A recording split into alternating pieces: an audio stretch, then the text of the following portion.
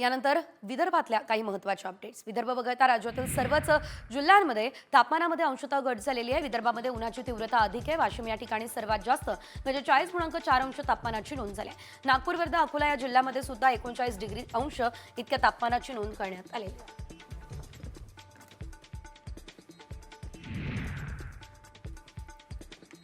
भटक्या कुत्र्यांच्या हल्ल्यामध्ये आता 4 वर्षांच्या चिमुकलीचा मृत्यू झालेला आहे. धक्कादायक घटना नागपूरमधल्या हिंगणा तालुक्यातील गुमगावमध्ये घडली.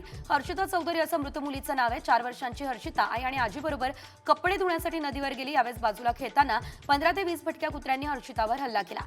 यामध्ये हर्षिताचा मृत्यू झालाय.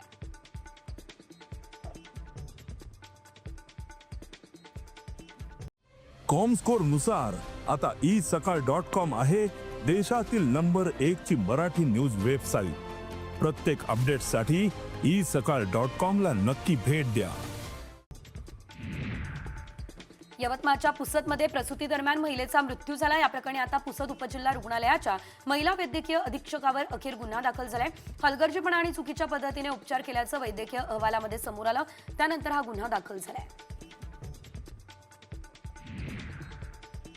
अमरावतीमध्ये 2 महिन्यांमध्ये तब्बल 28 शेतकऱ्यांच्या आत्महत्या झाल्या. सततची नापिकी, कर्जाचा डोंगर, शेतमालाला नसलेला भाव यामुळे शेतकरी आता हवालदिल झाले. आत्महत्याग्रस्त शेतकरी कुटुंबांना शासनाच्या मदतीची अपेक्षा आहे.